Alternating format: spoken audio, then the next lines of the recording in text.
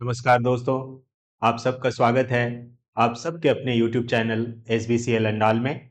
मैं आज आपको रेलवे ग्रुप डी के साइंस का जो सिलेबस है उसको ध्यान में रखते हुए हमने NCERT के यानी कि CBSE बोर्ड के क्लास 10 का जो चैप्टर है कंट्रोल एंड कोऑर्डिनेशन वो आप लोगों को पढ़ाऊंगा।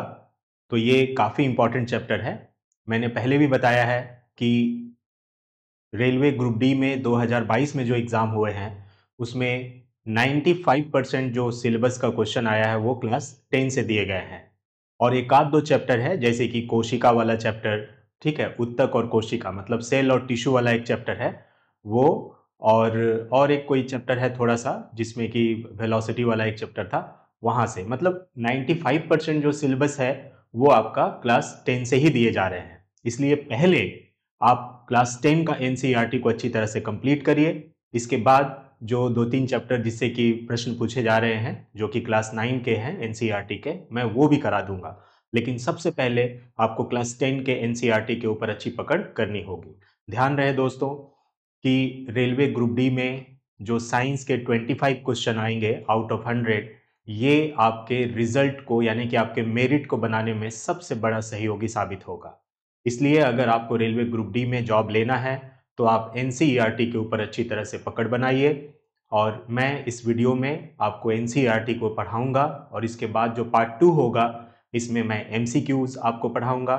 जो भी एग्जाम्स में पूछे गए प्रश्न हैं या पूछे जा सकते हैं या फिर एनसीईआरटी के जो एग्जाम्पलर के प्रश्न हैं उन सब को कंपाइल करके आप लोगों को पढ़ाऊंगा। जैसा कि आप पहले के दो वीडियोस को देख सकते हैं, उसमें मैंने पहले एनसीईआरटी पढ़ाया है और इसके बाद जो है एमसीक्यूज को कराया है। लेकिन ध्यान रहे कि मैंने ये जो चैप्टर है इंग्लिश में पीडीएफ के तौर पे शेयर किया है। बहुत जल्द मैं हिंदी में पीडीएफ शेयर करके भी चैप्टर को पढ़ा दूंगा। हिंदी में थोड़ी समस्या आ रही है कि वो उसका जो लैंग्वेज है वो थोड़ा बहुत ज़्यादा शुद्ध तरीके से दिया हुआ है। तो मैं चाहूँगा कि उसको थोड़ा बहुत जो टर्म्स है उसको इंग्लिश में लिख कर आप लोगों को जब भी पढ़ाऊँ तो थोड़ा बहुत वो टर्म भी आप लोगों को बताकर करूँ ताकि आपको वो याद रहे। क्योंकि जो साइंस के टर्म्स हैं वो इंग्लिश में ज़्यादा याद रहते हैं और वो एक्चुअल में इंग्लिश के ही टर्म हैं, लेकिन अगर उसे हिंदी जब ट्रांसलेट कर दिया जाता है तो वो काफ़ी शुद्धता के कारण जो है कन्फ्यूज़न क्रिएट होने लगता है। तो इस वजह से थोड़ा समय लग रहा है, लेकिन जैसे ही मैं एमसीक्यूज़ पढ़ाऊँगा वो बाइलिंगुअल होगा, हिंदी और इंग्लिश दोनों में होगा, तो वो भी ज़रूर से ज़रूर देखिएगा। और तब तक के लिए जो है आप इंग्लिश वाला पीडीएफ से ही समझने की कोशिश कीजिए क्योंकि मेन जो है एनसीईआरटी को समझना है। आप ध्यान रखिए कि एनसीईआरटी से लाइन बाय लाइन क्वेश्चन उठा के दे रहे हैं। तो जब तक आपको वो टॉपिक समझ में नहीं आएगा या आप समझे हुए नहीं रहेंगे, आप प्रश्न का उत्तर नहीं कर पाएंगे। जैसा कि मैं एक उदाहरण दे रहा हूँ, वो प्रश्न दे रहे हैं कि निम्नलिखित में से कौन सा सही है। 4 ऑप्शन दे रहे हैं, इसमें से कौन सा सही है। तो जब तक आपको चारों कथन यानी कि उसके बारे में पूरा पता नहीं होगा तो आप आंसर नहीं कर पाएंगे। क्योंकि वो नॉर्मल तरीका से जो एमसीक्यू पूछा जाता है वैसा प्रश्न बहुत कम है। 25 में से 20 क्वेश्चन ऐसे ही हैं कि इसमें से कौन सा गलत है, कौन सा सही है ना? इस तरह के प्रश्न भरे पड़े हुए हैं। इसलिए आप लोगों को भी अपना जो प्रिपरेशन करने का तरीका है वो बदलना होगा अगर आपको ग्रुप डी में जो है उसे क्रैक करना है और मेरिट में अपना नाम लाना है तो। तो आइए दोस्तों, हम लोग जो है स्टार्ट करते हैं। मैं स्क्रीन से हटकर पढ़ाऊँगा, जहाँ ज़रूरत होगी मैं फिर से वापस स्क्रीन पे आके आप लोगों को समझा दूँगा। तो बने रहिएगा, धन्यवाद। तो हम लोग आगे का ये शुरू करते हैं। तो देख सकते हैं आप लोग, ये चैप्टर है कंट्रोल एंड कोऑर्डिनेशन, ठीक है। कंट्रोल एंड कोऑर्डिनेशन एक्चुअली मनुष्य के शरीर में या फिर पौधों के शरीर में जो भी क्रियाएं होती हैं, जो भी उनके शरीर में जैसे कि वो वृद्धि करते हैं या दौड़ते हैं या चलते हैं या सोचते हैं, ठीक है। किसी काम को अगर करना हो तो सबसे पहले हम लोग जो है मन में अपना उसको इंटरप्रिटेशन करते हैं, उसको सोचते हैं, एनालिसिस करते हैं और इसके बाद हम लोग कुछ करते हैं या कोई स्टेप उठाते हैं। तो ये जो प्रोसेस होता है ये एक तंत्र के माध्यम से, एक सिस्टम के माध्यम से होता है। जिस तरह से हमारे शरीर में कई सारे सिस्टम्स हैं, जैसे कि श्वसन के लिए रेस्पिरेटरी सिस्टम है, सर्कुलेशन के लिए ब्लड सर्कुलेशन सिस्टम के लिए ब्लड सर्कुलेटरी सिस्टम है जिसका मेन पार्ट हार्ट होता है। इसी तरह एक्सक्रीटरी प्रोडक्ट को बाहर निकालने के लिए एक्सक्रीटरी सिस्टम होता है जिसका मेन ऑर्गन किडनी होता है, उसी प्रकार हमारे शरीर में इंफॉर्मेशन को ले जाने लाने के लिए, यानी कि सूचनाओं को ले जाने के लिए एक जो है सिस्टम होता है जिसे हम लोग नर्वस सिस्टम कहते हैं। तो ये नर्वस सिस्टम केवल जानवरों के शरीर में पाया जाता है, पौधों के शरीर में नहीं पाया जाता। दूसरा एक सामंजस्य स्थापित करने वाला यानी कि कोऑर्डिनेशन एस्टैब्लिश करने वाला जो सिस्टम है वो है हार्मोन। तो ये जो हार्मोन है ये पौधों और जंतुओं दोनों में मिलता है और ये रासायनिक कोऑर्डिनेशन स्थापित करता है, यानी कि केमिकल कोऑर्डिनेशन स्थापित करता है। तो अगर आपको क्वेश्चन आता है कि केमिकल कोऑर्डिनेशन क्या प्लांट्स में पाया जाता है या एनिमल में पाया जाता है या दोनों में होता है, तो आंसर होगा कि जो केमिकल कोऑर्डिनेशन है यानी कि रासायनिक सामंजस्य पौधों और जंतुओं दोनों में होता है, लेकिन नर्वस सिस्टम जो होता है वो केवल जानवरों में होता है। तो आइए हम लोग देखते हैं कि किस प्रकार नर्वस जो सिस्टम है वो काम करता है और इससे क्या-क्या प्रश्न जो है एनसीईआरटी से में जो दिया हुआ है उससे पूछे जा सकते हैं। ठीक है, तो आइए हम लोग शुरू करते हैं। Animals nervous system. तो जो एनिमल्स होते हैं उसमें कंट्रोल और कोऑर्डिनेशन करने के लिए दो चीजें होती हैं, एक नर्व्स और दूसरा मस्कुलर टिश्यू। ये जरूर याद रखिएगा दोस्तों, एक नर्व्स और दूसरा मस्कुलर टिश्यू, क्योंकि जो नर्व्स होते हैं वो सूचनाओं को ले जाने का काम करते हैं और इसके बाद सूचना को लेके आते हैं, इंफॉर्मेशन को ब्रेन में वो इंटरप्रेट होता है, उसके बाद वहां से एक डायरेक्शन आता है कि ये काम करना है। तो इसके बाद वो जो डायरेक्शन आता है वो इसके पास आता है, मस्कुलर टिश्यू के बाद पास, और ये जो है अकॉर्डिंगली एक्ट करता है यानी कि काम करता है। इसलिए जो नर्वस सिस्टम है उसके लिए कंट्रोल और कोऑर्डिनेशन के लिए दो चीजें बहुत जरूरी हैं, एक है नर्व्स और दूसरा है मस्कुलर टिश्यू, यानी कि नर्वस टिश्यू और दूसरा है मस्कुलर टिश्यू। दो तरह के ऊतक का ये मिला हुआ सम्मिलित काम को ही हम लोग नर्वस सिस्टम कहेंगे। ठीक है, अभी आप देख सकते हैं जो नर्वस सिस्टम होता है जो कि नर्व से मिलकर बना होता है, नर्व टिश्यू जिसको बोलते हैं। तो टिश्यू किसको बोला जाता है? टिश्यू बोला जाता है जिसमें कई सारे सेल्स बने होते हैं। ठीक है, तो जो नर्व टिश्यू है वो कई सारे न्यूरॉन से मिलकर बने होते हैं। ठीक है, ये एक सामान्य न्यूरॉन का यानी कि कोशिका का सेल का एक तस्वीर है, जिसके कि इस पोर्शन को जो बाहर में आपको इस तरह का शाखा जैसा दिख रहा है, ब्रांच जैसा ये जो दिख रहा है, इसको डेंड्राइट बोला जाता है। यही वो पोर्शन है न्यूरॉन का जो इंफॉर्मेशन को गैदर करता है, कलेक्ट करता है, यानी कि सबसे पहले जो इंफॉर्मेशन आता है वो डेंड्राइट के पास आता है। इसके बाद डेंड्राइट जो है इस इंफॉर्मेशन को साइटॉन, ये जो चौड़ा सा भाग हिस्सा दिख रहा है आपको, ये है साइटॉन।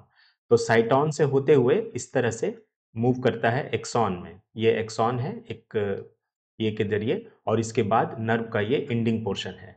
तो ये एक न्यूरॉन का एक आपका संचालन है। इसके बाद फिर से ये जो है एक दूसरा न्यूरॉन इसी तरह चालू होता है, फिर इसी तरह से अगला, फिर इसी तरह से अगला। तो इसी तरह से न्यूरॉन का कनेक्शन बना हुआ है। जैसे कि ब्लड फ्लो होता है तो वो बिल्कुल एक जो है नलिका जैसा है, लेकिन जो जो इंफॉर्मेशन फ्लो करता है, जो इम्पल्स जिसको बोल सकते हैं, वो जो फ्लो करता है वो कोई नली के जैसा नहीं करता, वो इस तरह से फ्लो करता है। न्यूरॉन के कई सारे कनेक्शंस हैं, कई सारे जो है मिलकर ये बनाते हैं और इंफॉर्मेशन इस तरह से जाता है।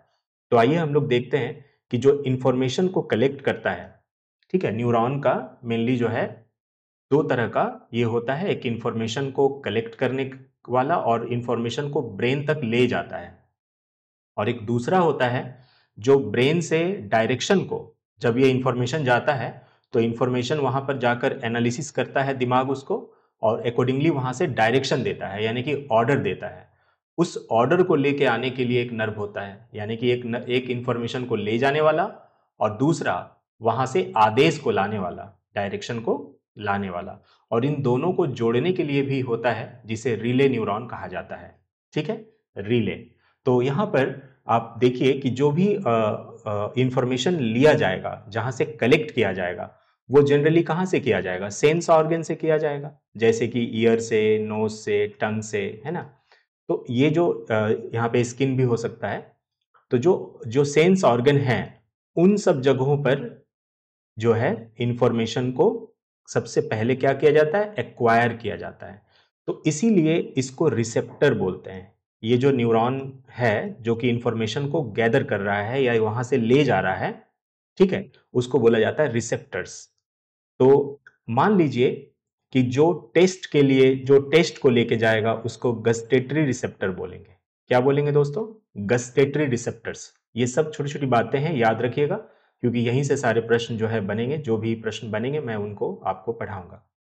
जो टेस्ट को ले जाने का काम करते हैं उन्हें गस्टेटरी रिसेप्टर कहा जाता है।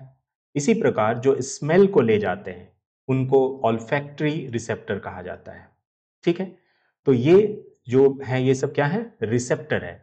तो याद रखिएगा, सबसे पहले जो इंफॉर्मेशन एक्वायर किया जाता है वो किसके द्वारा किया जाता है, डेंड्राइट के द्वारा किया जाता है। सबसे पहले डेंड्राइट का जो टिप है वहां पर इंफॉर्मेशन सबसे पहले आता है। इन सब जगहों पर इंफॉर्मेशन सबसे पहले यहां पर वो एक्वायर करता है, यानी कि लेता है। इसके बाद क्या करता है, इसके बाद जो ये डेंड्राइट है, it sets of a chemical reaction. ये जैसे ही इंफॉर्मेशन इसके पास आती है, ये एक केमिकल रिएक्शन, एक रासायनिक क्रिया करता है। और रासायनिक क्रिया करके क्या करता है, it creates an electrical impulse.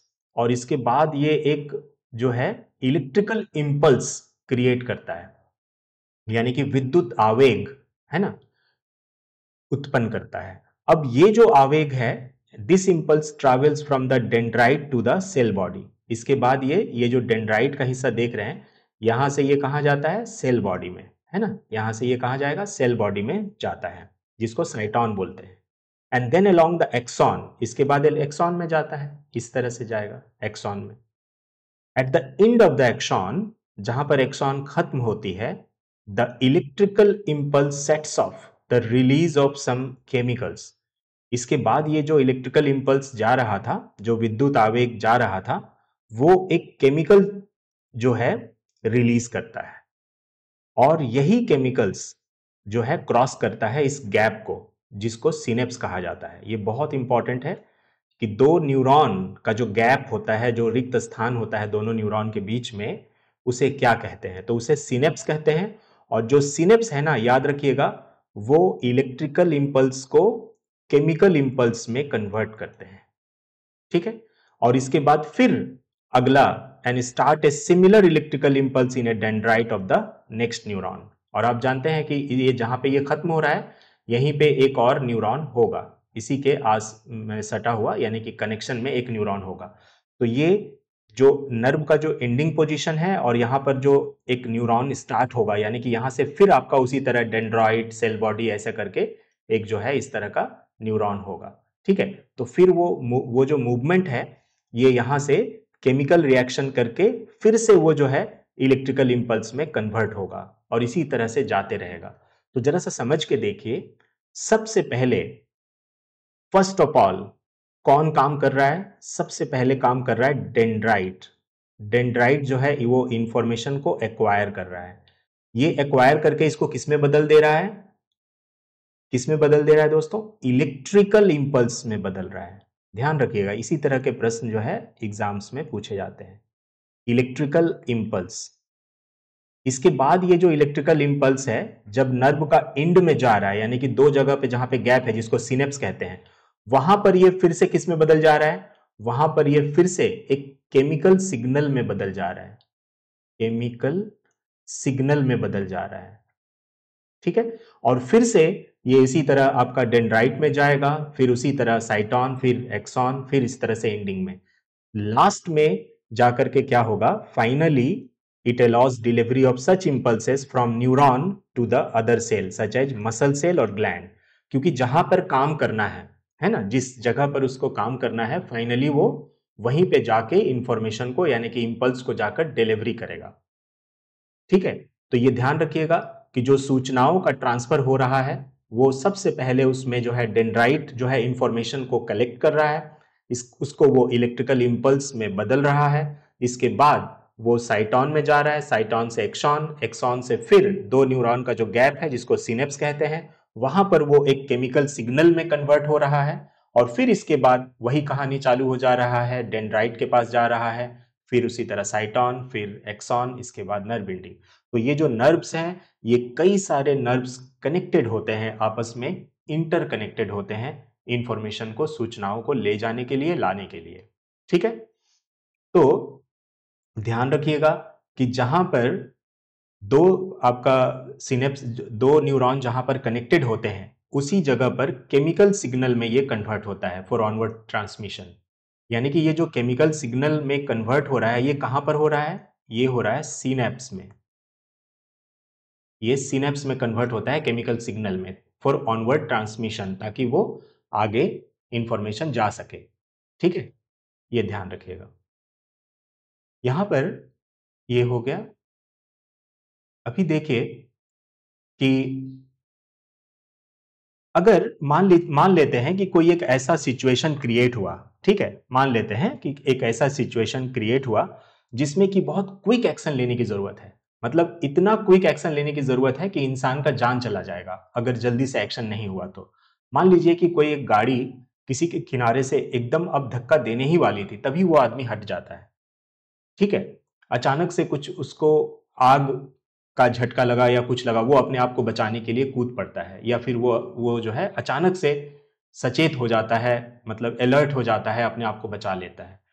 तो इतना क्विक में अगर डिसीजन लेना हो, तो क्या ये जो सिस्टम हम लोग देख रहे हैं न्यूरॉन वाला, कि सबसे पहले न्यूरॉन के पास मतलब वो डेंड्राइट इंफॉर्मेशन को कलेक्ट करता है, इसके बाद वो साइटॉन को देता है, फिर एक्सॉन के पास जाता है, फिर सिनेप्स में वो केमिकल सिग्नल में कन्वर्ट होता है, इसके बाद फिर उसी तरह अगला डेंड्राइट, फिर साइटॉन, फिर एक्सॉन, फिर उसी तरह सिनेप्स। तो ये जो इतना सारा जो कनेक्शंस है न्यूरॉन का, अगर उस तरीके से अगर वो इंफॉर्मेशन पहले जाए, फिर उसके बाद ब्रेन में जाकर प्रोसेसिंग हो, और इसके बाद वहां से एक आदेश आए, उसके बाद हम लोग वहां से हटे, तब तक तो दुर्घटना हो चुके होगी, है ना? तब तक जो भी बुरा होना होगा हो चुका होगा।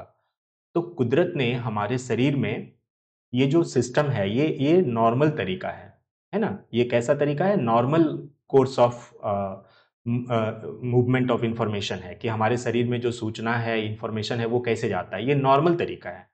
लेकिन अगर इमरजेंसी तरीका ऐसा कुछ हो जाए जिसमें कि तुरंत जो है कुछ एक्शन लेना हो, तो उसके लिए हमारे शरीर में रिफ्लेक्स आर्क बनता है। ये रिफ्लेक्स आर्क क्या है? यहाँ पे देखिए, एक छोटा सा आपको पहले ये समझा दे कि किस तरह से जो है अगर नॉर्मल जो काम है वो होता है। सबसे पहले मान लीजिए कोई गर्म चीज है, गर्म चीज से जैसे कुछ आग वगैरह निकल रहा है, वहां से इंफॉर्मेशन लेके जा रहा है, तो ये हीट या पेन का एक इंफॉर्मेशन लेके जा रहा है, जिसको हम लोग रिसेप्टर्स इन स्किन, यानी कि ये रिसेप्टर है। ये कैसा न्यूरॉन है? ये रिसेप्टर है, यहां से ये इंफॉर्मेशन लेके जाएगा। देख सकते हैं आप लोग, ये जो है इंफॉर्मेशन लेके जा रहा है, ऐसे करके जा रहा है, और इसके बाद ये अल्टीमेटली कहाँ जाएगा? ब्रेन में जाएगा, और ब्रेन में जाकर वहां से कुछ इंफॉर्मेशन लेकर के आएगा, तब जाकर के ये हाथ उठेगा, है ना? तो ये जो ले करके जाते हैं इंफॉर्मेशन को, इनको बोला जाता है सेंसरी न्यूरॉन। ठीक है, और जो आदेश को लेके आते हैं ब्रेन से, उनको बोला जाता है मोटर न्यूरॉन। ये देखिए, ये इसका डायरेक्शन इधर है, ये इधर से आ रहे हैं।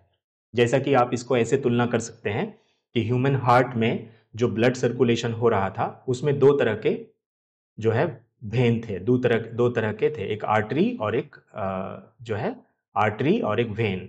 जो आर्टरी है वो हृदय से रक्त को शरीर के विभिन्न भागों में ले जाता था, और जो वेन है वो शरीर के विभिन्न भागों से हृदय में रक्त को वापस लाता था। दो तरह का था, और दोनों जहां पे जुड़ते हैं उनको क्या कहा जाता था? कैपिलरी। कैपिलरी जो है केशिकाएं, वो जो है न्यूरॉन आपका आर्टरी और वेन को जोड़ने का काम करती हैं। बिल्कुल उसी तरह से ये जो न्यूरॉन है, सेंसरी न्यूरॉन और मोटर न्यूरॉन। सेंसरी न्यूरॉन का काम है जो आवेग है, जो इंपल्स है, उसको ब्रेन तक ले जाना। इसके बाद जो मोटर नर्व है, उसका काम है वहां से आदेश को वापस लाना। इसके बाद वहां से जब आदेश आएगा, तो हमारे हाथ में जो मांसपेशियां हैं, ये जो आप देख रहे हैं, ये हमारे हाथ की मांसपेशियां हैं, और यहां पर एक आदेश होगा, और तब जाकर के वो जो है हम लोग हाथ को उठा लेंगे। ठीक है, तो कुल मिलाकर आप समझ के देखिए कि अगर ये प्रोसेस पूरा ब्रेन से होकर के आएगा, तब तक बहुत लेट हो चुका होगा। लेकिन अगर कोई हमारे शरीर में ऐसा सिस्टम हो कि ये जो सेंसरी न्यूरॉन है, देखिए अल्टीमेटली काम यही है कि ये सेंसरी न्यूरॉन जो है ये इंपल्स को यानी कि आवेग को या इंफॉर्मेशन भी कह सकते हैं, इंफॉर्मेशन को ब्रेन तक ले जाता है, ब्रेन उसको एनालिसिस करता है और एनालिसिस करके एक आदेश देता है और तब जा करके वो इफेक्टर यानी कि जो मसल्स हैं वहां पर आदेश आता है और फिर हम लोग वो मसल्स जो है वो थोड़ा सिकुड़ जाता है एक्शन करने के लिए, है ना, थोड़ा सिकुड़ जाता है और इसके बाद वो जो है अपना काम करता है। तो जरा सा सोचने की बात यह है कि अगर नॉर्मल कोर्स में ऐसा हुआ तब तो ये आदमी का हाथ भी जल जाएगा और दुर्घटना हो जाएगी। लेकिन कुदरत ने एक ऐसा सिस्टम हमारे शरीर में डेवलप किया हुआ है कि अल्टीमेटली अगर आप देखेंगे तो हो क्या रहा है, हो ये रहा है कि जो सेंसरी न्यूरॉन है ये इंफॉर्मेशन को ले जा रहा है, जो मोटर नर्व है वो आदेश को ले आ रहा है। लेकिन अगर ऐसा होता कि एक ऐसा सिस्टम होता कि पूरा ब्रेन में ना जाकर उससे पहले ही कहीं ये ऐसा आदेश वाला सिस्टम आ जाता तो कितना जल्दी जो है क्विक एक्शन हो पाता। तो इसी क्विक एक्शन के लिए कुदरत ने हमारे शरीर में रिफ्लेक्स आर्क बनाया हुआ है, प्रतिवर्ती चाप। तो ये जो प्रतिवर्ती चाप है, रिफ्लेक्स आर्क, ये कैसे काम करता है? दरअसल जो सेंसरी न्यूरॉन है और जो मोटर न्यूरॉन है ये पहली बार फर्स्ट टाइम ये कहां पर मिलते हैं एक दूसरे से? ये स्पाइनल कॉर्ड में मिलते हैं जो कि सीएनएस यानी कि सेंट्रल नर्वस सिस्टम का पार्ट है। सेंट्रल नर्वस सिस्टम का दो पार्ट होता है, एक ब्रेन और दूसरा स्पाइनल कॉर्ड। तो जो सेंसरी न्यूरॉन है यानी कि इंपल्स को ले जाने वाले, इंफॉर्मेशन को ले जाने वाला न्यूरॉन, और जो मोटर न्यूरॉन है यानी कि आदेश को ले आने वाला न्यूरॉन, ये दोनों पहली बार स्पाइनल कॉर्ड में एक दूसरे से मिलते हैं और जो उसको जोड़ने का काम करते हैं ये बोला जाता है उसको रिले न्यूरॉन। जिस तरह से आपने देखा आर्टरी और वेन को कौन जोड़ता है? कैपिलरी। बिल्कुल उसी तरह से जो सेंसरी न्यूरॉन है और जो मोटर न्यूरॉन है उनको जोड़ने का काम करते हैं रिले न्यूरॉन। तो अगर ऐसा हो कि सेंसरी न्यूरॉन इंफॉर्मेशन को ले जाए, रिले इंफॉर्मेशन यहीं पे रिले होकर तुरंत जो है एक आदेश आ जाए मोटर नर्व के पास और हाथ पर आए और हाथ उठ जाए, तो ये एक क्विक एक्शन होगा।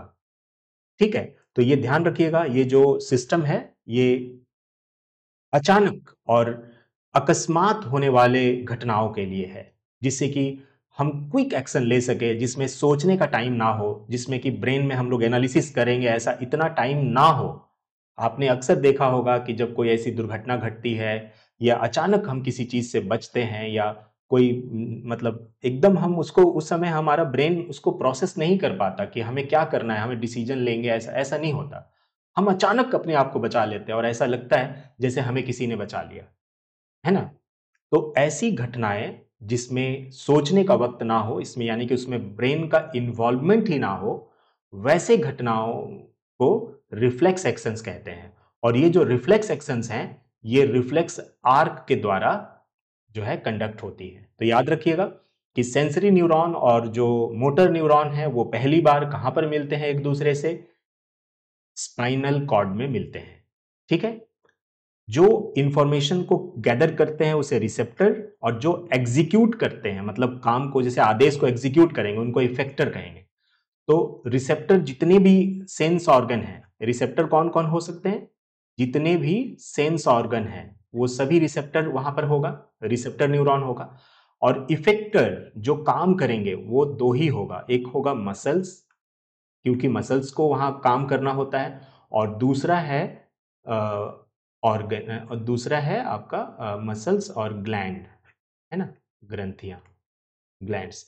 ये दो चीजें हैं जो इफेक्टर का काम करती हैं, खास करके मसल्स। ठीक है, तो आप लोगों को समझ में आया कि रिफ्लेक्स आर्क कैसे काम करता है?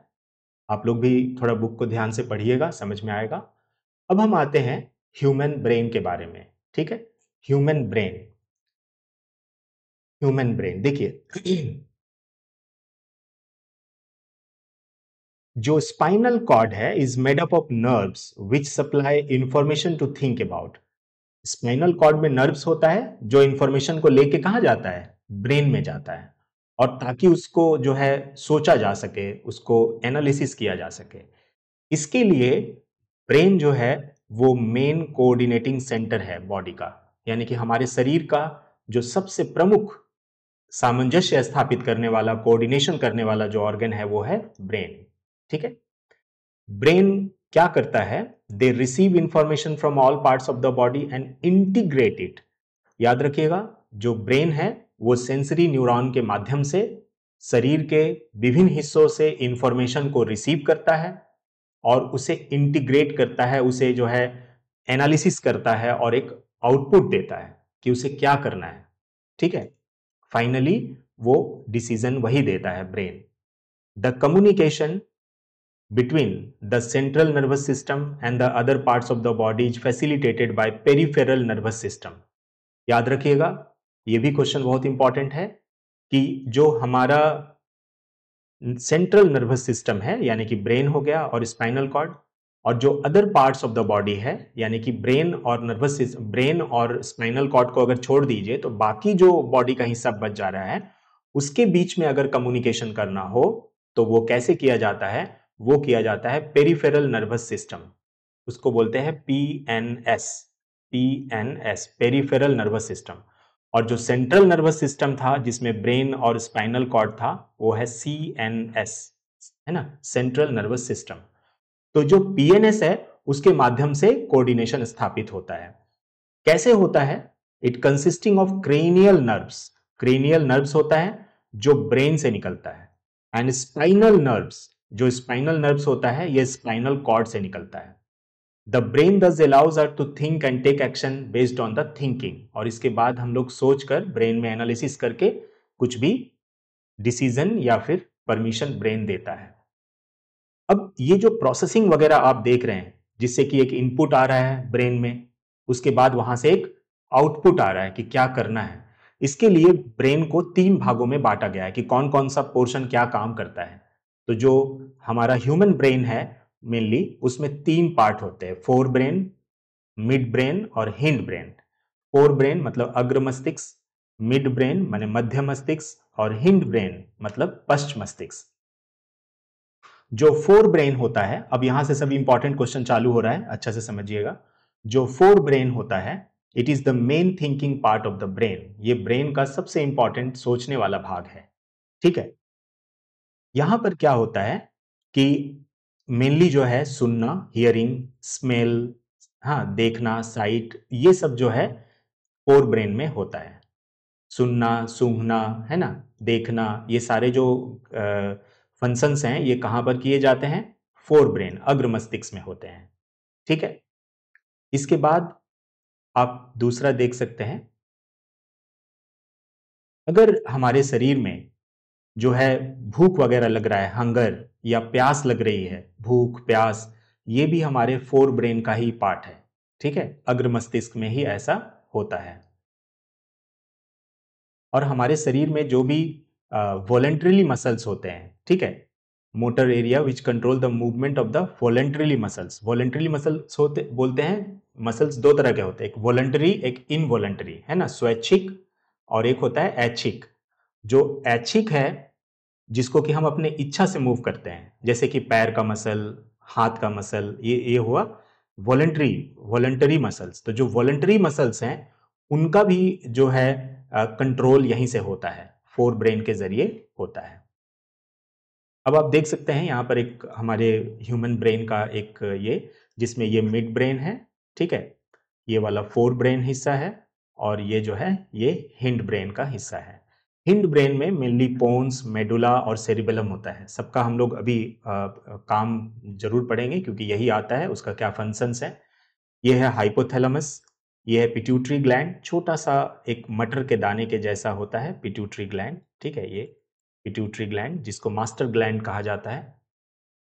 तो आइए हम लोग जो है ब्रेन के डिफरेंट पार्ट्स का इंपॉर्टेंट जो भी है वो पढ़ते हैं। तो ये ध्यान रखिएगा कि जो इनवॉलेंटरीली एक्शंस हैं, इनवॉलेंटरीली एक्शंस मतलब जो अनैच्छिक है, मतलब जो खुद ब खुद होते हैं, जैसे कि ब्लड प्रेशर, सैलिवेशन, वॉमिटिंग, ये सब कंट्रोल कौन करता है, ये करता है मेडुला ओब्लांगाटा जो कि हिंड ब्रेन में है यानी कि पश्च मस्तिष्क में है। ठीक है, यानी कि इनवॉलेंटरीली जो भी एक्शंस होगा वो मेनली कंट्रोल किया जाता है मिड ब्रेन और हिंड ब्रेन, दोनों से किया जाता है। सॉरी, ये ध्यान रखिएगा कि जो इनवॉलंटरीली एक्शंस है यानी कि अनैच्छिक क्रियाएं, उनको दो जगहों से कंट्रोल किया जाता है, mid brain and hind brain. क्योंकि एग्जाम में दे देगा कि जो इनवॉलंटरीली एक्शंस है, माने जो अनैच्छिक क्रियाएं हैं, मतलब जो आपके इच्छा के ऊपर निर्भर नहीं करता, जैसे कि लार का बनना, है ना, ब्लड प्रेशर या वोमिटिंग वगैरह, ये अपनी इच्छा के अकॉर्डिंग नहीं होता। तो वैसे जो क्रियाएं हैं जो स्वैच्छिक होती हैं, वो मस्तिष्क के दो भागों से कंट्रोल होती है, एक मिड ब्रेन और दूसरा हिंड ब्रेन। ठीक है, जो हिंड ब्रेन है वहीं से आपका वोमिटिंग, सल्वेशन, प्रेशर, ये सब मेडुला के जरिए होता है। अगर कोई आदमी सीधी रेखा में चलता है, मतलब लड़खड़ा नहीं रहा है, स्ट्रेट चल रहा है, या साइकिल चला रहा है, या एक पेंसिल को उठा रहा है, ऐसे क्रियाओं को करने के लिए हिंड ब्रेन के अंदर एक सेरिबेलम बोल के पार्ट होता है, वो करता है। सेरिबेलम ही है जो शरीर को बैलेंस बनाता है और पोस्चर बनाता है, कि वो जैसे जिस पोस्चर में बैठा है वैसे ही बैठा है, या खड़ा है तो खड़ा है। तो शरीर का जो पोस्चर बनाता है, हाँ, या बैलेंस बनाता है, वो कौन बनाता है? वो बनाता है सेरिबेलम। ठीक है, सेरिबेलम, ध्यान रखिएगा।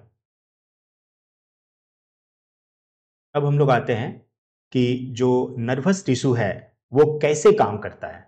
ठीक है, तो आपने क्या देखा था? आपने देखा था कि सबसे पहले सेंसरी जो न्यूरॉन होते हैं, ठीक है, वो इंफॉर्मेशन को ले जाते हैं। इसके बाद मोटर नर्व जो है वहां से आदेश को ले आते हैं, और ले आ करके क्या करते हैं? मसल्स को देते हैं, खास करके मसल्स को देते हैं, क्योंकि मसल्स ही है जो इफेक्टर का काम करता है। क्योंकि इसी को है, अल्टीमेटली काम इसी को करना है, लेकिन आदेश मिलना चाहिए करने का। तो वो आदेश ब्रेन से आता है, मोटर नर्व लेके आता है, तो मसल सेल्स के पाता है। मसल्स में जो मसल सेल्स हैं उसमें एक स्पेशल टाइप ऑफ प्रोटीन होता है, जो कि उसी के कारण उसका शेप चेंज हो जाता है और वो रेस्पॉन्स कर पाता है इलेक्ट्रिकल इंपल्सेस का। मतलब जो इलेक्ट्रिकल इंपल्सेस आते हैं उनके वजह से जो मसल्स का सेल होता है उसमें एक स्पेशल टाइप ऑफ प्रोटीन मिलता है, जिसके कारण उसका शेप चेंज हो जाता है और वो एक्शन कर पाता है। ठीक है, ये ध्यान रखिएगा। कोऑर्डिनेशन इन प्लांट्स, अब हम लोग पढ़ेंगे कोऑर्डिनेशन इन प्लांट्स। प्लांट्स में कोऑर्डिनेशन कैसे होता है? तो ध्यान रखिएगा कि प्लांट्स में जो कोऑर्डिनेशन होता है वो नर्वस सिस्टम के जरिए नहीं होता, क्योंकि नर्वस सिस्टम केवल एनिमल्स में मिलता है, ठीक है, लेकिन प्लांट्स में नहीं होता। तो ध्यान रखिएगा, plants have neither a nervous system, ना ही तो प्लांट्स का कोई नर्वस सिस्टम है, नोर मसल्स, और कोई मसल्स भी उसका नहीं है। तो ये एग्जाम के लिए बहुत इंपॉर्टेंट है, याद रखिएगा, क्योंकि इसी तरह के कथन देकर आपको पूछा जाएगा कि प्लांट्स में नर्वस सिस्टम होता है। प्लांट्स में ना तो नर्वस सिस्टम होता है ना मसल्स होता है। प्लांट्स में मसल तो होता है पर नर्वस सिस्टम नहीं होता, या नर्वस सिस्टम तो होता है पर मसल नहीं होता। ये इस तरह से करके क्वेश्चन आपको देंगे, तो आपको पूरा सटीक जानकारी होना चाहिए कि जो प्लांट्स है उसमें ना तो नर्वस सिस्टम होता है और ना ही मसल्स होता है। ठीक है, लेकिन आपने देखा होगा कि प्लांट्स में फिर किस तरह से कोऑर्डिनेशन या रेस्पॉन्स का जो ये है वो होता है। जैसे कि आपने माइमोसा पुडिका का नाम सुना होगा, या टच मी नॉट प्लांट, जो कि बहुत ही सेंसिटिव होता है, छुई मुई का पौधा। अगर आप उसको छूते हैं तो वो छूते ही जो है, वो आपने एक जगह पे कहीं टच करेंगे, आप देखेंगे कि काफी दूर तक की पत्तियां जो है सिकुड़ जाती हैं। तो इसका मतलब है कि जहां पर टच किया गया वहां से इंफॉर्मेशन जो है बाकी जगहों तक भी गया, तभी तो बाकी जगहों ने भी रिस्पॉन्स दिखाया। नहीं तो ऐसा होता तो आप जिस पत्ती को टच करेंगे केवल वही पत्ती बंद होना चाहिए, लेकिन ऐसा नहीं होता। आप जितना ही स्लो क्यों नहीं टच कीजिए, थोड़ा सा भी अगर टच हो जाता है तो आप देखेंगे कि उसका पूरा डाल में जितनी भी पत्तियां हैं सभी सिकुड़ जाती है। इसका मतलब उसमें भी इंफॉर्मेशन जा रहा है, ट्रांसमिट हो रहा है ना इंफॉर्मेशन, तभी तो बाकी सारी पत्तियां भी रिस्पॉन्ड कर रही हैं। वो कैसे कर रही हैं? तो इसका मतलब है उसमें भी कुछ ना कुछ ऐसा है जिसमें कि इंफॉर्मेशन को ट्रांसमिट करने का एक सिस्टम है। तो वो जो सिस्टम है वो हार्मोन के जरिए होता है। ये ध्यान रखिएगा कि उसमें जो स्टिम्यूलस या जो स्टिम्यूलस के प्रति जो रिस्पॉन्स आ रहा है वो रेस्पॉन्स किसके कारण आ रहा है? स्टिम्युलस मतलब उद्दीपन, यानी जिसके कारण कुछ एक्शन होगा। तो जो स्टिम्युलस है उसके प्रति जो रिस्पॉन्स करने का जो ये आता है, वो आता है दरअसल किसके लिए आता है? किससे आता है? हार्मोन से आता है। ठीक है, ये ध्यान रखिएगा, क्योंकि जो प्लांट्स है ना, प्लांट्स के शरीर में कोई स्पेशलाइज्ड टिश्यू होता नहीं है जो कि इंफॉर्मेशन को कंडक्शन करे, जैसा कि एनिमल में होता है। तो ये कैसे कर पाते हैं? ये कर पाते हैं किसकी सहायता से? हार्मोन की सहायता से। और एक दूसरा तरीका है, जिस तरह से आपने देखा कि जो मोटर नर्व है जब वो मैसेज को लेके आ रहे हैं, मतलब ऑर्डर को लेके आ रहे हैं ब्रेन से, तो अल्टीमेटली वो किसको दे रहे हैं? मसल्स को। और मसल्स के पास स्पेशल टाइप ऑफ प्रोटीन है जिससे कि वो सिकुड़ जाती है, या आप बोल सकते हैं कि उसका शेप चेंज हो जाता है और वो एक्शन करती है। लेकिन प्लांट्स में किसके जरिए होता है? तो प्लांट्स में कोई मसल्स नहीं होता। तो प्लांट्स ये काम करती है कि वो कोशिका के अंदर अमाउंट ऑफ वाटर को चेंज करके करती है, बाय चेंजिंग द शेप। उसमें कैसे शेप चेंज होता है? By changing the amount of water in them. उसमें जल के प्रवाह को कम या बेसी करके वो काम को अपना करती है। जैसे कि स्वेलिंग, अगर ज्यादा पानी उसमें आ गया तो स्वेल कर जाएगा। श्रिंकिंग, अगर पानी कम है तो वो श्रिंक कर जाएगा। तो इस तरह से जो है उसका शेप चेंज होता है। ठीक है। मूवमेंट ड्यू टू ग्रोथ, ये ध्यान रखिएगा। आपने अक्सर देखा होगा कि जो मटर के पौधे का जो टेंड्रिल होता है, जो उसका जो प्रतान बोलते हैं उसको, जो प्रतान या टेंड्रिल होता है जिसके सहारे वो लिपट करके वो ऊपर चढ़ता है, तो ये जो टेंड्रिल होता है ना, ये ध्यान रखिएगा कि जब वो जिस तरफ सूर्य की रोशनी है, जिस तरफ सूर्य की रोशनी है, अगर वो जिसका अपोजिट साइड है, जैसे मान लीजिए कि ये जो है एक लकड़ी है और इस पर एक जो है ये जो है लपेटा हुआ है, ये टेंड्रिल है। तो जो पोर्शन आपका सनलाइट के तरफ होगा, जो सनलाइट के तरफ होगा, उसका अपोजिट साइड में जो है ऑक्सिन हार्मोन का संश्लेषण ज्यादा होता है। तो ये जो ऑक्सिन सेल है, इसके कारण सेल की लंबाई बढ़ती है, कोशिका की लंबाई बढ़ती है। तो एक तरफ कोशिका की लंबाई बढ़ेगी और दूसरे तरफ नहीं, तो ये क्या हो जाएगा? फोल्ड हो जाएगा, वो मुड़ जाएगा। और इसी कारण से वो स्प्रिंग के तरह, इस तरह से गोल जो है हेलिकल के तरह वो गोल होकर के ऐसे करके आगे बढ़ती है। तो इसका रीजन याद रखिएगा कि जिस तरफ अंधकार है, यानी कि प्रकाश नहीं है, उस तरफ ऑक्सिन हार्मोन का संश्लेषण ज्यादा होता है। और ज्यादा होने के कारण वहां की जो कोशिकाएं हैं वो ज्यादा वृद्धि करती है, ज्यादा ग्रोथ होता है उसमें। और जिधर प्रकाश है उधर कम होता है। तो एक तरफ ज्यादा ग्रोथ होगा, दूसरे तरफ कम, तो वो ऑटोमेटिक क्या हो जाएगा?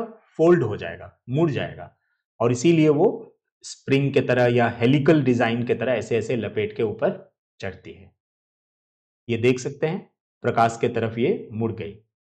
इसका रीजन एक ही है। इस तरह के मूवमेंट को जो डायरेक्शनल ग्रोथ होता है, ठीक है, जो प्रकाश के कारण हो या गुरुत्व के कारण हो या जल के कारण हो या किसी रसायन के कारण हो, डायरेक्शनल मूवमेंट होता है, इसको बोलते हैं ट्रॉपिक मूवमेंट। तो प्लांट्स में मेनली जो है दो तरह के मतलब मूवमेंट होते हैं, जिसको ट्रॉपिक मूवमेंट कहते हैं या डायरेक्शनल मूवमेंट भी कहते हैं, क्योंकि ये दिशा की तरफ होता है। एक ही दिशा, मतलब उसमें दिशा का प्रभाव होता है, डायरेक्शन के तरफ होता है। फॉर एग्जाम्पल, ये सब क्वेश्चन एग्जाम में आया हुआ है। आप यहां पर एक तस्वीर देख सकते हैं, ये जियोट्रॉपिज्म है, यानी कि गुरुत्व के कारण होने वाला जो है डायरेक्शनल ग्रोथ। मान लीजिए ये पौधा को ऐसे उलट के इसलिए दिखाया गया है ताकि जड़ों को आप अच्छा से देख सकें। तो ये जड़ है, यानी कि रूट्स हैं।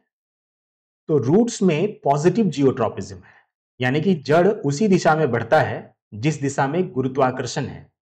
आपको पता होगा कि जो गुरुत्वाकर्षण है वो नीचे की तरफ होता है, यानी हर एक वस्तु को पृथ्वी जो है अपने केंद्र की तरफ खींची हुई है। तो ये जड़ भी उसी तरफ जाता है, इसीलिए इसमें पॉजिटिव जियोट्रॉपिज्म हम कहेंगे। लेकिन जो तना है, जो सूट वाला हिस्सा है, वो तो ऊपर की तरफ जाता है, तो ये नेगेटिव जियोट्रॉपिज्म हुआ। तो ये ध्यान रखिएगा ये जो भी आप पढ़ रहे हैं ये ट्रॉपिक मूवमेंट का उदाहरण है, जो कि डायरेक्शनल होता है, दिशा पर आधारित होता है। इसी प्रकार आप अगर ये देखें कि प्रकाश, लाइट को अगर ले लें तो जो रूट होता है वो नीचे जाता है, जो शूट होता है वो ऊपर जाता है। तो जो शूट है यानी कि तना, इसमें पॉजिटिव फोटोट्रॉपिज्म होगा और जो रूट्स है इसमें नेगेटिव फोटोट्रॉपिज्म होगा। इसी प्रकार अगर जल को ले ले आप, वाटर को, तो वाटर जनरली नीचे रहता है, तो जड़ जो है वो नीचे जाता है तो पॉजिटिव हाइड्रोट्रॉपिज्म हो जाएगा, और तना ऊपर जाता है उल्टा दिशा में तो वो नेगेटिव हाइड्रोट्रॉपिज्म हो जाएगा। इसी तरह से एक बेस्ट एग्जाम्पल होता है कीमोट्रॉपिज्म का, ये एग्जाम में आया था, कीमोट्रॉपिज्म। तो कीमोट्रॉपिज्म मतलब रसायन के कारण, कोई केमिकल के कारण होने वाला ग्रोथ।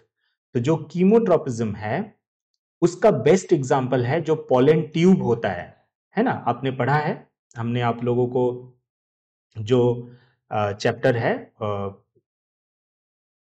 एसेक्सुअल रिप्रोडक्शन, उसमें मैंने आपको जो फ्लावरिंग प्लांट्स है उसमें सेक्सुअल रिप्रोडक्शन होता है, जिसमें पोलन ट्यूब से ही पोलन ग्रेन आकर ओवरी में जाता है और वहीं पर जो है फर्टिलाइजेशन होता है। तो ये जो पोलन ट्यूब है इसका ग्रोथ ओव्यूल की तरफ होता है ना, ओव्यूल की तरफ होता है, टुवर्ड्स ओव्यूल होता है। तो ये one of the good example है कीमोट्रॉपिज्म का।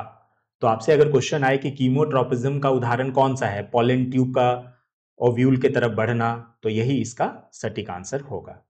ठीक है, तो यहां पर मेनली डायरेक्शन में आपको ये याद रखना है कि अगर जिस दिशा में जा रहा है अगर उधर ही है तो पॉजिटिव हो जाएगा और उसका अपोजिट है तो नेगेटिव हो जाएगा।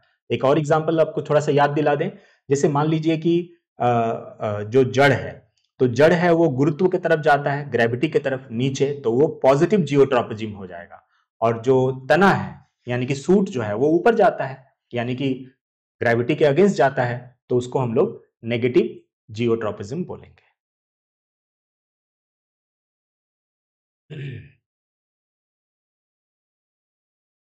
अब आप ये देख सकते हैं कि ये जो हमारे शरीर में जो ह्यूमन बॉडी है, ह्यूमन बॉडी में आपने देखा कि जो कंट्रोल और कोऑर्डिनेशन है वो मेनली ब्रेन और स्पाइनल कॉर्ड से हो रहा है। लेकिन आपने ये भी देखा कि जो स्पाइनल कॉर्ड या ब्रेन है उसके बीच में इंफॉर्मेशन ले जाने के लिए और लाने के लिए नर्व सेल का जरूरत है।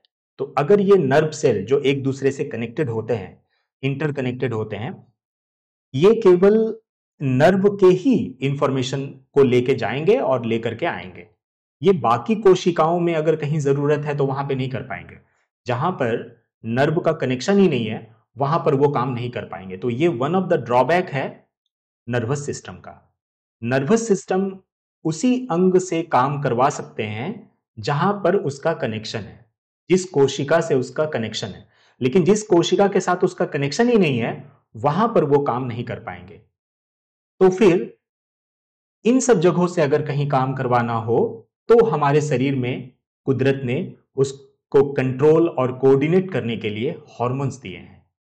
हार्मोन्स दो तरह के होते हैं, एक जो नली के माध्यम से अपने स्राव को छोड़ते हैं स्पेसिफिक जगह पर, और एक वो जिसमें नली होता ही नहीं है, डक्ट नहीं होता, डक्टलेस होता है। वो केवल अपने जो सिक्रीशंस हैं यानी कि हार्मोन है उसको वो ब्लड में छोड़ देते हैं और उसके बाद वो स्पेसिफिक जगह पर थोड़ा लेट होता है लेकिन जाकर वहां पर जरूर से जरूर काम करता है। तो जो डक्टलेस ग्लैंड है उसको एक्सोक्राइन ग्लैंड बोलते हैं, और जो जिसमें डक्ट नहीं है उसे जो है एंडोक्राइन ग्लैंड बोलते हैं। तो एक्सोक्राइन एंडोक्राइन अगर दोनों हो, जिसके पास एक्सोक्राइन भी है एंडोक्राइन भी, तो उसको मिक्स्ड ग्लैंड बोलते हैं। ये मिक्स्ड ग्लैंड का एग्जाम्पल हमारे शरीर में पैंक्रियाज है। ठीक है, तो अभी अभी हम लोग इस चीज को देखेंगे कि किस प्रकार हमारे शरीर में जो हॉर्मोन्स हैं वो कोऑर्डिनेशन और कंट्रोल का काम करते हैं। ठीक है, ध्यान रखिएगा प्लांट्स में भी हार्मोन होते हैं और वो भी उनके शरीर में कंट्रोल और कोऑर्डिनेशन करते हैं, खास करके उनके ग्रोथ को प्रभावित करते हैं। ये सब मेनली ग्रोथ से रिलेटेड होते हैं। तो they are synthesized at the places away from where they act and simply diffuse in the area of the action। जैसे कि एक ऑक्सिन हार्मोन है, ऑक्सिन हार्मोन वहां पर बनता है, मैंने अभी अभी आपको बताया कि वहां पर बनता है जहां पर शेडी साइड है, जिधर में धूप नहीं है, प्रकाश नहीं पहुंच पा रहा है, उस तरफ ऑक्सिन डिफ्यूज होता है, माने उधर में आपका ऑक्सिन हार्मोन बनेगा। जो ऑक्सिन बनता है तो उससे क्या होता है कि जो सेल्स है दे ग्रो लॉन्गर, जो कोशिकाएं हैं वो लंबी होती हैं, और लंबी होने के कारण क्या होगा कि जो प्लांट्स हैं वो लाइट की तरफ झुक जाएगी, क्योंकि जिधर लाइट नहीं है उधर ज्यादा हो रहा है ग्रोथ, और जिधर लाइट है उधर कम हो रहा है, तो ऑटोमेटिक वो लाइट की तरफ झुक जाती है। इसीलिए ये तस्वीर में आप यहां देख सकते हैं कि ये प्लांट जो है, जब आप खिड़की के सामने रखे हैं प्लांट को, तो वो ऑटोमेटिक जो है वो सूर्य की तरफ ही देखिए झुक गया है। इसका रीजन वही है, ऑक्सिन हार्मोन उस तरफ बन रहा है जिधर शेड है, जिधर छाया है, और उधर की कोशिकाएं ज्यादा विकसित हो रही हैं, लंबी हो रही हैं, और इस कारण से वो लाइट की तरफ झुक जाता है। इसीलिए यह है बेंड टुवर्ड्स द लाइट। ये बहुत इंपॉर्टेंट है, ये जगह को आप जरूर से जरूर याद रखिएगा कि किस तरह से ये काम होता है ऑक्सिन हार्मोन का, और ऑक्सिन हार्मोन के कारण कोशिकाएं लंबी होती हैं। ठीक है। दूसरा हार्मोन है जिबरेलिन। ये जो जिबरेलिन हार्मोन है ये स्टेम के ग्रोथ में मदद करता है, तना को ग्रोथ करता है, तना का। इसके बाद एक हार्मोन है साइटोकाइनिन।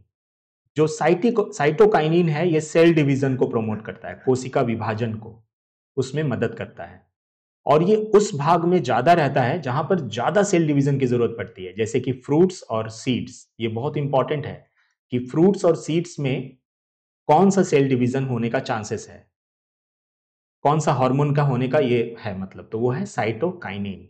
ठीक है। तो अभी अभी आपने देखा 3 तरह का हार्मोन देखा, एक देखा ऑक्सिन। ठीक है। ऑक्सिन का क्या काम आपने देखा, तो ऑक्सिन जो है वो सेल के लंबाई को बढ़ाते हैं, सेल को आप लिख दीजिए लेंथ, सेल का लेंथ को बढ़ाती है। दूसरा हार्मोन आपने देखा जिबरेलिन, यहां पे लिख देते हैं जिबरेलिन। जिबरेलिन हार्मोन का आपने देखा मेन काम है कि स्टेम को ग्रोथ करता है, ये सेल को कर रहा था, ये स्टेम को ग्रोथ कर रहा है। इसके बाद आपने देखा साइटोकाइनिन, साइटोकाइनिन्स। साइटोकाइनिन का मेनली आप देख रहे हैं कि वो सेल डिवीजन में मदद कर रहा है, कोशिका विभाजन में। तो ये जो भी है ना, आप अगर ठीक से देखिए तो सब के सब ग्रोथ के लिए, ये स्टेम के ग्रोथ के लिए है। ऑक्सिन, जिब्रेलिन, साइटोकाइनिन सभी के सभी प्लांट्स के ग्रोथ से रिलेटेड है। कोई सेल को लंबा कर रहा है, कोई तना को लंबा कर रहा है, कोई कोशिका विभाजन में मदद कर रहा है। तो कोशिका विभाजन अगर ज्यादा से ज्यादा होगा तो प्लांट तो ग्रो ही करेगा ना। तो इसीलिए ऑक्सिन, जिब्रेलिन और साइटोकाइनिन को ग्रोथ हार्मोन कहते हैं। ग्रोथ हार्मोन यानी कि ये सब ग्रोथ हार्मोन है। मान लीजिए आपसे एग्जाम में दे कि निम्नलिखित में से कौन ग्रोथ हार्मोन नहीं है, ठीक है, तो एक ऑप्शन आपके पास रहेगा एबिसिक एसिड। ये जो एबिसिक एसिड है, जिसको शॉर्ट में एबीए बोलते हैं, ये ऐसा हार्मोन है जो ग्रोथ को रोकता है, that inhibits the growth, growth को रोकता है, उसके वृद्धि को रोकता है। साथ ही साथ जो पत्तियां झड़ती हैं, पत्तियां जो झड़ जाती हैं वो इसी के वजह से झड़ती हैं। एबिसिक एसिड यानी कि एबीए, ये एक हार्मोन है जो वृद्धि से संबंधित नहीं है बल्कि वृद्धि को रोकने में सहायक है। ऐसा कई बार जरूरत पड़ती है, जैसे कि मान लीजिए जब गर्मी का दिन आता है तो ठीक उसके पहले पतझड़ एक समय आता है, तो पतझड़ में सारी पत्तियां झड़ जाती हैं इसी एबिसिक एसिड के कारण। इसका कारण यह है कि अगर पत्तियां झड़ जाती हैं तो वाष्पीकरण के द्वारा, क्योंकि जो पत्तियां होती हैं उसमें स्टोमेटा होता है, तो उसके जरिए ही जो वाष्पोत्सर्जन है यानी कि जो ट्रांसपीरेशन है वो ज्यादा होता है। तो एक तो ऐसे ही पानी नहीं है, उस समय सूखा पड़ने लगता है ना, ड्राई वेदर हो जाता है, ऊपर से अगर पत्तियां रहेंगी तो और ज्यादा जो है वाष्पीकरण के जरिए पानी सूख जाएगा। तो इसीलिए पत्तियां उस पीरियड में पत्तियों को गिरा देती है। तो ये एबिसिक एसिड के कारण ही होता है विल्टिंग ऑफ लिप्स, पत्तियों का झड़ना या गिरना। तो ये एक ऑप्शन में अगर आपको एबीए दे दे, एबिसिक एसिड अगर दे दे, ABSCISIC, अगर एबिसिक एसिड अगर दे दे तो ये ग्रोथ हार्मोन नहीं है, ये ऑप्शन से हट जाएगा। साथ ही साथ ये भी हार्मोन का नाम दे करके चारों का पूछते हैं कि कौन प्लांट हार्मोन नहीं है या कौन सा प्लांट हार्मोन है, ये सब। तो ये ध्यान रखिएगा, सारे जो प्लांट हार्मोन है जो एनसीईआरटी में दिए गए हैं उनको आपको याद रखना है, उनके फंक्शंस को याद रखना है। तो ये काफी इंपॉर्टेंट जगह है। अब हार्मोन इन एनिमल्स, हमारे शरीर में भी हार्मोन होते हैं और वो भी हमारे शरीर में कंट्रोल और कोऑर्डिनेशन करते हैं। याद रखिएगा कि ये जो है थोड़ा सा ही स्रावित होता है, थोड़ा सा ही स्रावित होता है, मगर बहुत इफेक्टिव होता है। ये जरूर से जरूर जो है काम करता है। इसका रिस्पॉन्स उतना फास्ट नहीं होता, स्लो होता है, लेकिन जरूर से जरूर होता है। और इसमें कोई इंटर कनेक्शन की जरूरत नहीं है कि जैसे कि नर्वस सिस्टम में क्या था कि जहां नर्व्स कनेक्टेड हैं उन्हीं जगहों से काम हो पाएगा, बाकी जगहों पे वो काम नहीं कर सकता। तो हार्मोन ऐसा है कि वो सब जगह काम कर सकता है, क्योंकि वो डायरेक्ट ब्लड में अपना सिक्रेशन दे देता है। और ब्लड ऐसा चीज है जो हर सेल से कनेक्टेड है। हमारे शरीर के एक एक कोशिका से रक्त जो है वो कनेक्टेड है, क्योंकि रक्त से ही आपको पता है कि भोजन, ठीक है, ग्लूकोज जो हम खा रहे हैं वो, इसके बाद ऑक्सीजन, सारा जो है सेल तक पहुंचता है। यानी कि हमारे रक्त का संबंध ईच एंड एवरी सेल से है। इसीलिए जो हार्मोन है, आप ये कह सकते हैं कि उसका संबंध भी ईच एंड एवरी सेल से है, इर्रिस्पेक्टिव ऑफ कि वो किसी से कनेक्टेड है या नहीं है। लेकिन जो नर्वस सिस्टम था उसका एक ये ड्रॉबैक था, एक कमी था कि वो हर जगह काम नहीं कर पाता, हर कोशिका से काम नहीं करवा पाएगा वो, है ना, ये चीज है। तो आइए हम लोग देखते हैं कि किस तरह का जो है हार्मोन हमारे शरीर में है और क्या क्या वो काम करते हैं। तो ये मेल बॉडी है। मेल बॉडी में यहाँ पर एक हार्म ये सारे जो ग्लैंड्स हैं ये देख लीजिए पहले, ताकि जब कहाँ से स्रावित होते हैं वो याद रहेगा आपको। थाइमस या थायराइड ग्लैंड बोलते हैं इसको, थायराइड ग्लैंड यहाँ पर है, थायराइड ग्लैंड। ये हाइपोथैलेमस है, ये पीनियल ग्लैंड है, ये पिट्यूटरी ग्लैंड है, ये एड्रिनल ग्लैंड है, किडनी के जस्ट थोड़ा सा ऊपर में पाया जाता है, पैंक्रियाज है, और ये टेस्टिस है। ये मेल बॉडी का है। फीमेल बॉडी में पैंक्रियाज, एड्रिनल ग्लैंड, ठीक है, thyroid gland, pituitary gland, pineal gland, hypothalamus, सब कुछ वही है, लेकिन इसमें टेस्टिस और इसमें ओवरी, ठीक है, ये है। आइए हम लोग यहां से देखते हैं कि क्या क्या हार्मोन है और किस तरह से वो इंपॉर्टेंट है। तो हमारा जो थायराइड ग्लैंड है उसमें एक हार्मोन सिक्रेट होता है, उसको बोलते हैं थायरॉक्सिन। ये जो थायरॉक्सिन हार्मोन है ये हमारे शरीर में कार्बोहाइड्रेट, प्रोटीन और फैट के मेटाबॉलिज्म में मदद करते हैं और बैलेंस फॉर द ग्रोथ, और हमारे ग्रोथ को बैलेंस करते हैं। इसीलिए थायरॉक्सिन हार्मोन अगर बढ़ जाता है तो अक्सर देखिएगा कुछ आदमी जो है वो मोटा टाइप का हो जाते हैं, या एक थायरॉक्सिन का कमी के कारण पतला हो जाते हैं। ये मतलब जो ग्रोथ है उसको बैलेंस करता है, क्योंकि एक्चुअल में कार्बोहाइड्रेट, प्रोटीन और फैट का जो है मेटाबॉलिज्म करता है, उसी को वो मतलब पचाने, ये सब में उसका रोल इतना ज्यादा है। तो अगर कार्बोहाइड्रेट, प्रोटीन, फैट, अगर ये सब का मेटाबॉलिज्म में अगर गड़बड़ी हो जाएगा तो डेफिनेटली ग्रोथ ठीक से नहीं हो पाएगा, ठीक है। जो थायरॉक्सिन हार्मोन है उसके सिंथेसिस के लिए, मतलब बनने के लिए आयोडीन की जरूरत पड़ती है। इसीलिए हम लोग आयोडाइज्ड सॉल्ट या आयोडीन वाली चीजें खाते हैं। अगर इसका कमी हो जाए तो हमारे शरीर में ग्वाइटर नामक बीमारी हो जाता है, जिसमें जो गला है वो सूज जाता है, फूल जाता है, ठीक है। तो याद रखिएगा, थायराइड ग्लैंड से कौन सा हार्मोन निकलता है? थायरॉक्सिन। उसका मेन काम क्या है?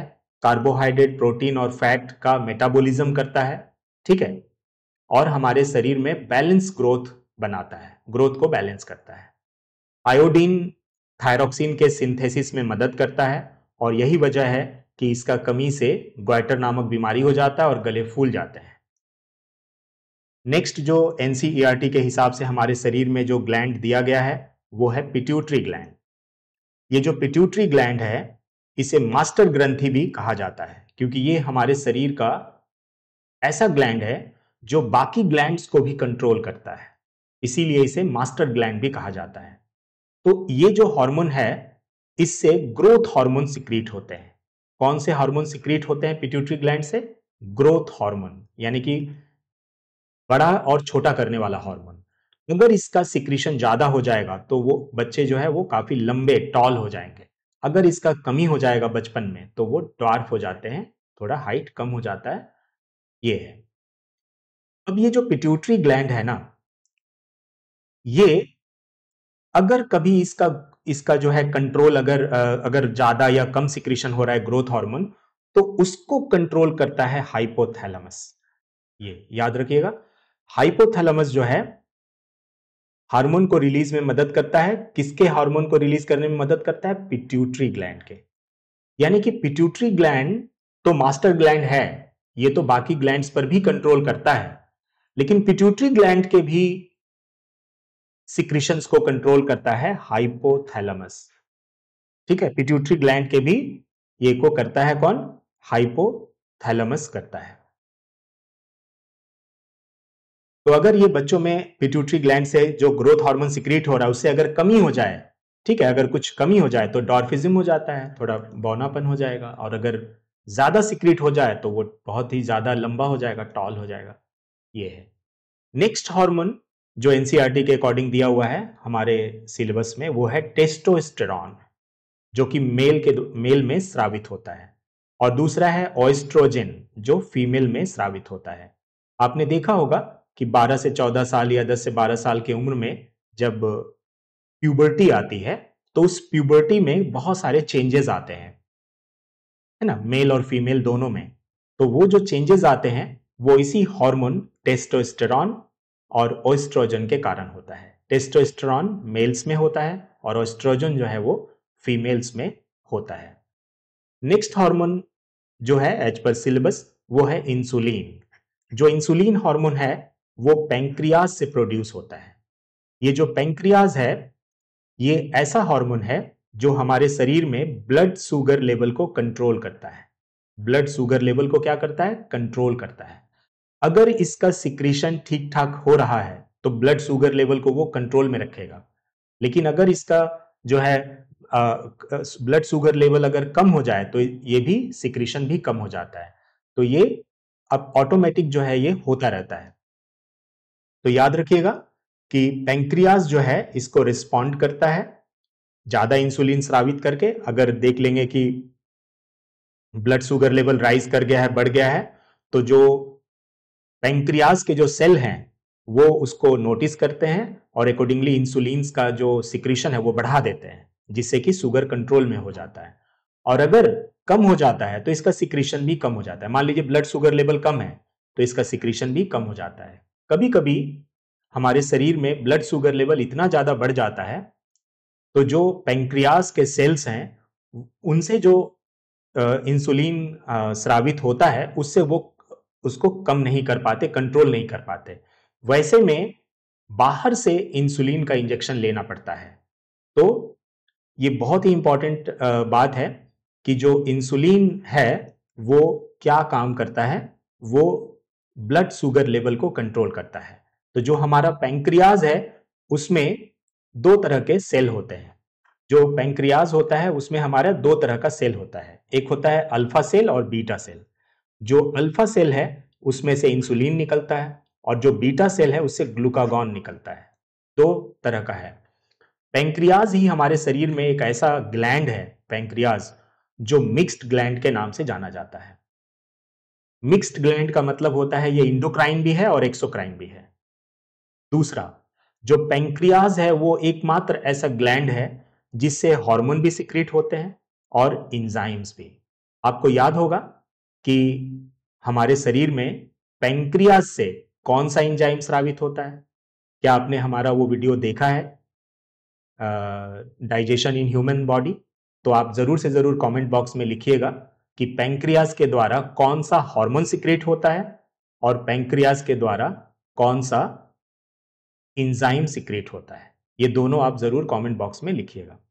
तो लास्ट हम लोग आ चुके हैं एक टेबल के तौर पर कि पिट्यूटरी ग्लैंड ये ग्रोथ हार्मोन सिक्रेट करता है।